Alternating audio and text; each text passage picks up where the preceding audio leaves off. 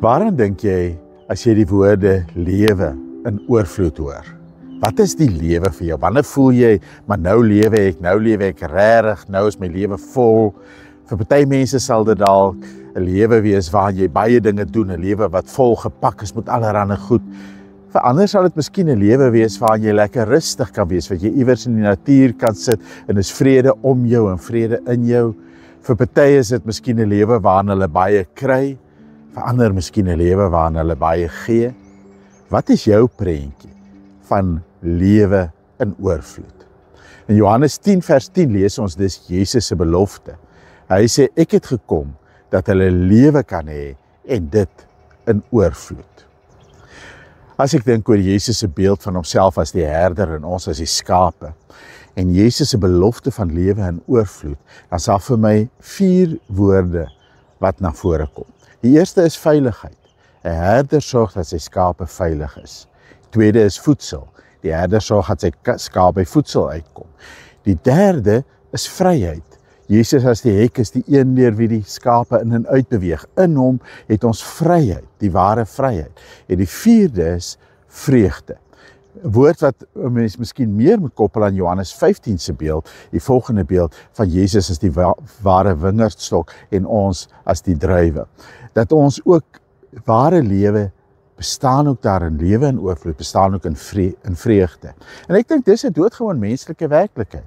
As jy nie veilig voel nie, as jy die hele tyd bedreig voel, beangs voel, as jy die hele tyd oor jou skouer loer en voel, maar ek is my lewe nie seker nie, gaan jy nie voluit lewe nie. So veiligheid, 'n ervaring van veiligheid, 'n gevoel van veiligheid is noodsaaklik vir ons ervaring van lewe in oorvloed.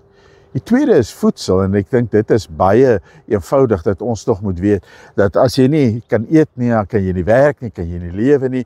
Ons het wat ons noem voedselsekuriteit nodig. Ons moet weet, ek het kos op my tafel en ek moet daarom die vaste verwagtinge het ek môre en oormôre ook sal kan eet. En mense wat honger ly, mense wat swaar kry, mense wat voortdurend gebrek ly, kan nie voluit lewe nie. So dit gaan oor die materiële, oor dat ons ons daaglikse brood nodig het, kan kry dat ons dit het wat ons nodig het om van te lewe. Maar het gaan ook oor meer as dit wat my voed, dit wat my krag gee, dit wat my inspireer vir die lewe. As 'n mens daar in 'n totale gebrek of armoede ly, kan jy nie voluit lewe nie. Die derde is vryheid. 'n Mens het nodig om te ervaar, ek het die vryheid om keuses te maak, ek het die vryheid om na plekke toe te kan gaan, om dinge te kan doen, ek het die vryheid om voluit te kan lewe, om die menswees wat aan my gegee is, te laat floreer. En nou wil ek hierdie 3 net eers so 'n bietjie saamvat. En sê nou maar, jy het volkome veiligheid.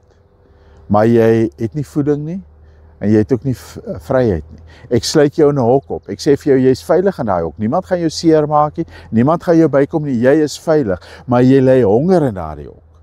Of jy kan nêrens heen gaan nie. Dan is dit tog nie die lewe nie. Sê nou maar jy het veiligheid en voedsel.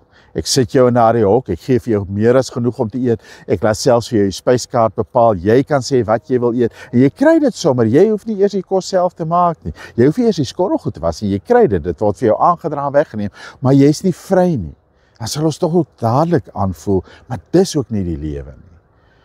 Om werklik te kan lewe, moet ek ook 'n ervaring van vryheid hê, die vryheid om te groei, om te floreer, om dinge te doen, om nuwe dinge te waag. Nou die probleem is, dat 'n mens al 3 hierdie dinge kan hê, maar as jy nie vreugde het jy ook nie die lewe in oorvloed nie. As jy 'n lewe het waarin jy volkome veilig is, niemand bedreig jou nie, en jy het alles wat jou hart begeer, jy het alles wat jy nodig het om van te lewe, en jy het die vryheid, jy kan doen net wat jy wil, maar jy ervaar nie vreugde in daardie lewe nie. Die lewe is vir jou sinloos. Dit is vir jou betekenisloos. Jy is soos die prediker wat letterlik alles het en alles kan doen, omdat hy mag kan hê, maar dan sê hy op die ou en, maar dis tog maar net 'n gejaag na wind. Is alles sinneloos, het geen betekenis nie. As jy nie vreugde het, dan het jy ook nie die lewe in oorvloed nie. Dan bestaan jy maar net. En jy kan al die vryheid en al die voedsel en al die veiligheid in die wêreld hê. Jy bestaan maar net, want jou lewe maak nie vir jou sin nie. Jou lewe is nie vir jou vreugde. Dis nie vir jou lekker nie. So vreugde is uiteindelik die sleutel van 'n ware lewe. En nou is daar 'n probleem. Baie keer belemmer ons vreugde, juis deur ons vasklou aan die ander ding. Ek kan so vasklou aan my behoefte aan veiligheid, dat ek dit nie wil waag nie, en dat ek op die ouend ook nie vreugde ervaar nie. Of ek kan so gevaarlik lewe, omdat ek vry wil wees, dat ek op die ouend my vreugde vernietig, want ek kan enige ding doen, maar ek weet nie mooi wat om te doen nie, en ek weet nie wat die regte ding is om te doen nie. Ons kan ons vreugde belemmer, juist deur die manier waarop ons die ander die veiligheid, voedsel en vryheid hanteer. Tweede probleem is, daar's mense wat vir ons hierdie goed beloof. Daar's leiers wat vir hulle volgelinge beloof. Ons staan nou hierdie tyd in 'n verkiesingstyd, nog 'n veewoord. En mense wat beloof, as julle vir my stem, dan gaan julle vryheid hê en julle gaan regverdigheid hê en julle gaan genoeg hê om te eet en julle gaan alles hê wat julle hart begeer. En daar sal vryheid wees, maar daai mense hou dikwels nie beloftes nie. Advertensies speel dikwels met ons behoeftes aan hierdie ding en beloof vir ons vreugde en beloof vir ons inspirasie en voeding en beloof vir ons allerhande goed, maar gee dit nie regtig vir ons nie. Beloof vir ons omdat hulle een of ander produk aan ons wil afsmeer. Daar selfs mense wat doelbewus met scams mense inloop. Hoekom? Omdat hulle beloof vir hulle klomp geld of hulle beloof vir hulle die een of ander wonderlike eiendom en so aan. Hulle speel op mense se behoefte, maar op die ouend beroof hulle mense, juist deur op mense se begeerte na veiligheid, voeding, vreugde en vryheid te speel. Jesus kom en hy sê hy is die goeie herder. En hy sê ons vind hierdie dinge in hom. Ons vind dit in ons verhouding met hom. En daarom wil ek 'n volgende woord byvoeg vir die volheid van die lewe. Die woord verbondenheid. Om verbonde te wees aan Jesus. Om deur Jesus verbonde te wees aan God. Om in Jesus verbonde te wees ook aan ander mense. Want Jesus praat nie van 'n individuele ou skaapie vir wie hy al hierdie goed gee nie. Hy praat van sy skape, hy praat van sy gemeente, hy praat van die mense wat saam met hom aan mekaar verbonde is, aan hom verbonde is en in hom aan die Vader verbonde is. En hierdie verbondenheid, sê Jesus, is die ware lewe. Hierdie verbondenheid bring 'n vreemde soort veiligheid in my in hierdie gevaarlike wêreld, dat ek weet, al is ek nie veilig nie, al kan ek ook nie altyd veilig speel nie, my lewe is veilig in God se hande, my siel is veilig in God se hande, en God dra my deur hierdie lewe tot in die ewigheid. En miskien sal daar dinge gebeur, en miskien sal ek dinge moet waag, en miskien sal ek gevare moet trotseer, maar God sal my lewe in sy hande hou. Dit is 'n vreemde soort veiligheid, wat vir my die vertroue gee, dat ek nie bedreig is nie. Veiligheid lê in hierdie verbondenheid met God. Voeding, natuurlik gee die Here vir ons doodeenvoudig ons daaglikse brood. Natuurlik vra die Here ook van ons om ons daaglikse brood te deel met mekaar, om nie net vir onsself op te gaar sodat party te veel het en ander te min het nie, maar wil die Here hê dat ons soos met die manna op die duine moet kry sodat elkeen genoeg het en sodat almal kry.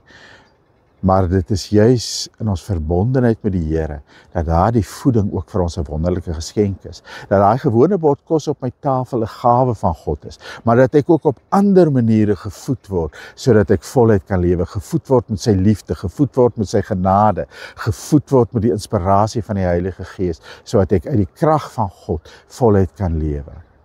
Ons vind ons ware vryheid in God. Want in God het ons die vryheid, nie net die vryheid van alles waarvan hy ons verlos nie. Baie keer moet hy ons ook verlos van ons selfsug, ons verlos van ons selfbeheptheid. Maar hy gee ook vir ons die vryheid tot, die vryheid om te dien, die vryheid om lief te hê, die vryheid om te gee. God maak ons vry van onsself, sodat ons vry kan word om regtig te groei daarin om die mense te wees wat hy wil hê ons moet wees. En hy doen dit in en deur Jesus Christus, ons goeie herder. Ons vind ons vreugde, die volheid van vreugde in God. En ons vind ons verbondenheid in God, in Jesus Christus. In hierdie verbondenheid vind ons die oorvloed van die lewe. Die oorvloed van die oorvloedige lewe is nie 'n pakkie wat ek los beskikbaar kry, en nou kan ek dit maar op my eie geniet nie.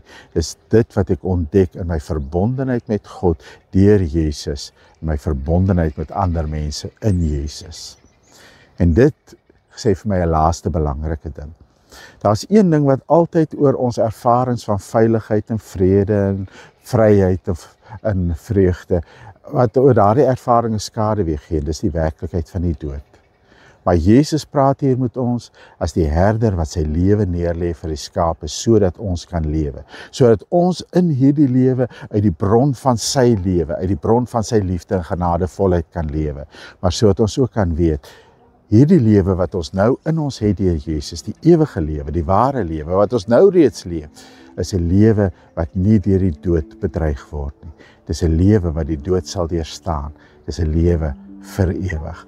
Uit God se ewigheid gee vir ons die lewe vir ewig. Kom ons bid saam om die seën van die Here. Toe ek as kind moes leer swem, kon ek nie glo dat die water my sal dra nie. En ek het gespartel en gesukkel om te swem, juis omdat ek nie die water vertrou het nie. Ons lewe dryf op God se liefde en genade in Christus, soos hierdie blom op die water dryf. Mag jy ervaar dat die Here se liefde genoeg is om jou te dra deur die lewe. Dat die Here se genade genoeg is om jou te dra deur jou eie mislukkings. En dat die Here se nabyheid deur die Heilige Gees genoeg is om jou te dra in al jou verhoudings, sodat jy in verbondenheid met hom, met die Vader, met die Seun, met die Gees en met ander mense kan lewe. Amen.